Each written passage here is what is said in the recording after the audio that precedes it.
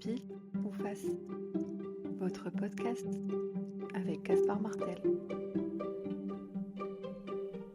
Bonjour à tous et ravi de vous retrouver pour un nouvel épisode de Pile ou Face. Dans cet épisode, nous allons analyser comment Donald Trump cherche à faire la paix en utilisant des méthodes et un style qui bousculent tous les codes. Comme d'habitude, nous allons regarder des deux côtés de la pièce. Côté pile, un bulldozer brutal, imprévisible, qui ne comprend que le rapport de force. Et côté face, un peacemaker acharné, obsédé par une idée simple, arrêter les guerres. Alors comment interpréter cette dualité? Quelle est sa méthode? Et surtout, quel rôle joue-t-il vraiment dans la quête d'une paix mondiale?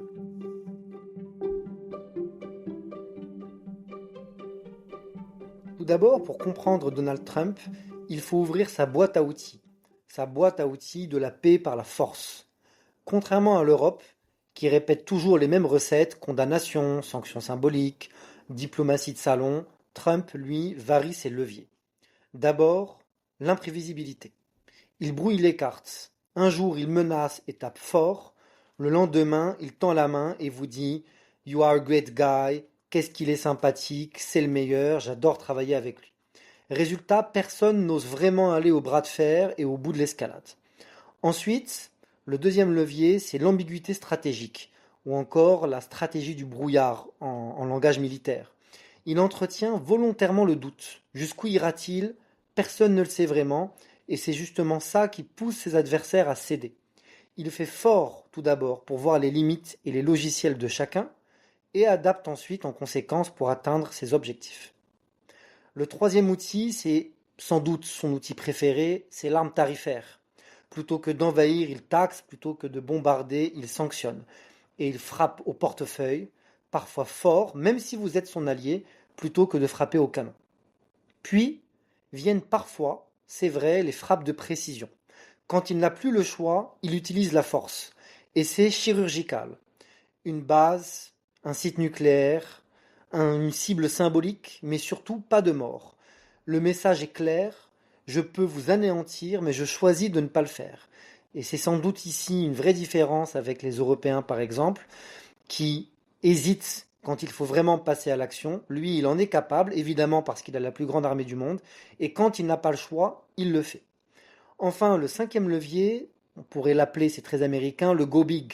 Quand il agit fort, très fort, c'est massif, c'est spectaculaire, et c'est même théâtral. Et donc ça crée un choc psychologique chez ses opposants, et même parfois chez ses alliés, et ça permet ainsi de verrouiller le rapport de force en sa faveur. Enfin, il fait ce qu'il dit. Contrairement à beaucoup de dirigeants, ses paroles deviennent des actes, même quand c'est brutal, et elles forcent le respect et la prudence. Voilà donc en fait sa boîte à outils. C'est l'imprévisibilité, l'ambiguïté, les sanctions, les frappes chirurgicales, la stratégie du choc psychologique qui permettent de renforcer sa crédibilité. En fait, c'est un arsenal assez unique, puisqu'évidemment, il a aussi la première économie et la première armée du monde, qui lui permet, s'il le souhaite, de pouvoir imposer la paix. Et comme vous le savez, cette boîte à outils est actuellement utilisée par Donald Trump dans certains conflits. Alors faisons un petit tour d'horizon de ces conflits pour voir comment est-ce qu'il utilise l'ensemble de ces leviers. Prenons un premier cas d'école, le conflit entre l'Iran et Israël. Le problème est assez simple, l'Iran était soupçonné de développer l'arme nucléaire, mettant ainsi Israël en état d'alerte maximale, car en effet, si l'Iran se dotait de l'arme nucléaire, ce serait pour Israël une menace existentielle. Et Israël a donc entamé une guerre en frappant l'Iran, engendrant en plus de cela un risque d'embrasement régional. Alors, si on rétropédale un petit peu, lors du premier mandat de Donald Trump, tout d'abord, concernant le nucléaire iranien.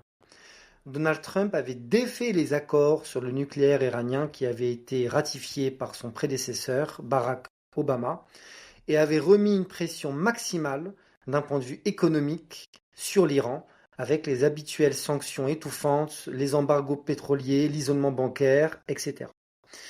Ensuite, lors du mandat actuel de Donald Trump, où la situation s'est effectivement embrasée entre l'Israël et l'Iran, il a réalisé des frappes ciblées sur le site nucléaire iranien, ou plutôt sur les sites nucléaires iraniens, détruisant totalement ou partiellement les installations actuelles.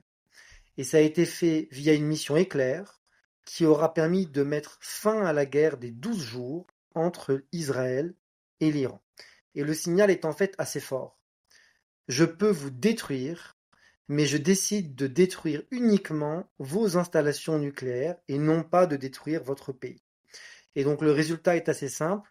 Téhéran a été forcé de revoir ses calculs et son ambition nucléaire, en tout cas à court terme, car peut-on vraiment éliminer une ambition d'acquérir l'arme nucléaire? Ça, c'est un autre sujet. En tout cas, c'est un exemple typique de la brutalité calibrée pour imposer une désescalade de la part de Donald Trump. Prenons un deuxième cas d'école, le cas d'école Russie-Ukraine. Alors pour rappel, on a réalisé dans Pile ou Face une série en 4 épisodes sur le conflit entre la Russie et l'Ukraine qu'on vous invite évidemment à écouter. Et donc le problème est le suivant, c'est une guerre qui dure depuis maintenant 2022 avec des milliers de morts, un enlisement militaire, ça coûte des milliards et cela a en plus consolidé l'axe Russie-Chine. Et donc Donald Trump, dans ce conflit, a joué une danse en plusieurs temps. Tout d'abord, dès qu'il est arrivé au pouvoir, il a communiqué en disant qu'il souhaitait arrêter cette guerre et que c'était l'une de ses priorités. Deuxième temps, il a tout d'abord tordu le bras à Vladimir Zelensky. Donc Vladimir Zelensky, vous vous souvenez, cette fameuse réunion dans le bureau ovale, évidemment très éloignée des codes diplomatiques habituels, mais c'était en fait pour envoyer un message très clair. C'est moi qui décide, car c'est moi qui fournis l'aide militaire. Et si mon prédécesseur Joe Biden n'avait pas de souci avec cette guerre qui dure, qui fait 1500 morts par jour et qui coûte des milliards, eh bien moi, Donald Trump, ce n'est pas mon cas. Cette guerre doit s'arrêter, car elle coûte cher et car elle fait des morts. Et s'il faut faire des concessions, notamment territoriales, s'il faut parler à Vladimir Poutine, eh bien on le fera. Troisième temps, ça a été tout d'abord de couper l'aide sur les renseignements militaires et sur l'approvisionnement en outils et en matériel militaire à l'Ukraine, pour envoyer en fait un message à Moscou. Je peux, moi, États-Unis, stopper ton adversaire, ou du moins le ralentir fortement, l'affaiblir fortement. Et voyant que Vladimir Poutine et la Russie ne cessaient, malgré cela, leurs attaques et leurs avancées en Ukraine, eh bien, il a décidé de rétablir son aide en termes de renseignement et d'approvisionnement militaire pour envoyer le message inverse. Vladimir Poutine, ce n'est pas toi qui décides, c'est moi. Et cela lui permet de se positionner quelque part en tiers de confiance, ou plutôt en tiers d'autorité vis-à-vis et de l'Ukraine et de la Russie. Et c'est pour ça qu'aujourd'hui Donald Trump est au cœur du jeu.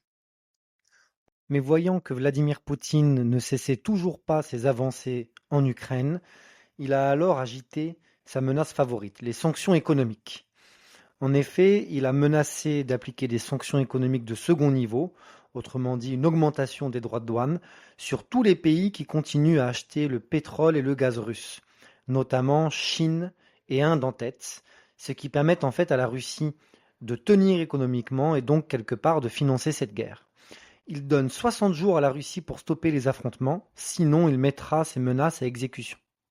Et quelques semaines plus tard, comme par magie, on retrouve Vladimir Poutine et Donald Trump dans un sommet historique en Alaska. Ni européen, ni Zelensky, avec une mise en scène forte matérialisant en fait la reprise du dialogue et l'officialisation du début des négociations d'État à État, qui sera suivie sous peu de réunions bilatérales puis trilatérales. La paix est aujourd'hui à portée de main et c'est sans doute et notablement grâce à Donald Trump, qui a bien compris qu'il vaut mieux un mauvais accord pour l'Ukraine qu'une bonne guerre contre la Russie. Donald Trump, sur ses différents mandats, s'est également impliqué dans plusieurs conflits, bien moins médiatisés mais tout aussi explosifs. On peut notamment citer celui entre l'Inde et le Pakistan, lié à des tensions existantes depuis plus de 70 ans dans la région du Cachemire, et où Trump a joué un rôle de médiateur permettant d'aboutir à plusieurs cessez-le-feu. Le conflit également entre la Serbie ou le Kosovo, où le Kosovo, suite à son indépendance en 2008, s'est vu refuser quelque part la reconnaissance de son existence par la Serbie, et Donald Trump a réussi à relancer un dialogue gelé et même à obtenir des accords économiques entre les deux parties. Le conflit également plus récent et plus médiatisé entre l'Arménie et l'Azerbaïdjan, un conflit en fait latent qui durait depuis une quarantaine d'années, hérité de la fin de l'URSS, et Donald Trump a, de manière assez théâtrale d'ailleurs, au sein de la Maison-Blanche, fait signer un accord de paix entre les deux États.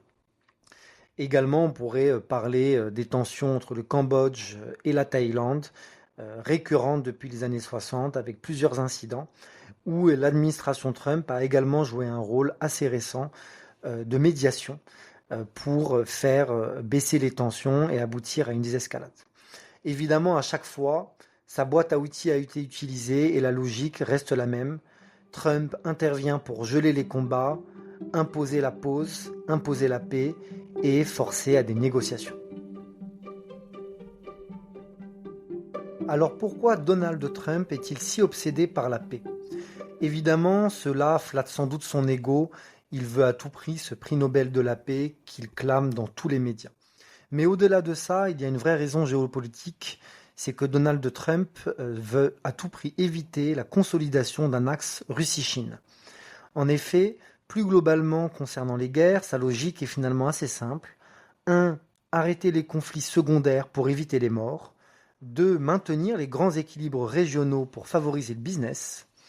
Et 3. Remettre l'Amérique au centre du jeu, en créant un nouvel axe historique, jamais vu auparavant, un axe États-Unis-Russie, pour décrocher la Chine de la Russie et permettre la consolidation de l'hégémonie américaine qui évidemment serait fortement mise à mal si la Russie et la Chine se mettaient ensemble sur le très long terme. Alors concernant la paix ou la guerre, c'est au choix, qui est donc Donald Trump ? En effet, le vrai débat, ce n'est pas de savoir si c'est un beauf, un misogyne ou un personnage vulgaire. Si c'est le cas, c'est surtout un problème pour sa famille, pour ses proches ou encore pour les Américains. Mais en tant qu'Européens, ce qui devrait nous importer, ce sont ses actions en tant que président en faveur de la paix. Et force est de constater qu'il agit, avec ses outils et avec ses méthodes. Là où d'autres prolongent les conflits, Trump cherche à les arrêter. Là où beaucoup de dirigeants européens se contentent de postures, Trump prend des mesures concrètes. Côté pile, c'est effectivement un tortionnaire politique, brutal, imprévisible et qui ne comprend que la force. Côté face, un peacemaker acharné qui connaît le prix de la vie humaine et qui agit pour arrêter les guerres. Un homme qui croit en une seule règle, la paix ne se proclame pas, elle ne se discute pas, elle s'arrache. Ainsi s'achève notre épisode. Merci de nous avoir écoutés, la pièce est entre vos mains. Pensez à vous abonner, à partager, à commenter, et on se retrouve autour d'autres épisodes et thématiques pour décrypter le monde qui nous entoure.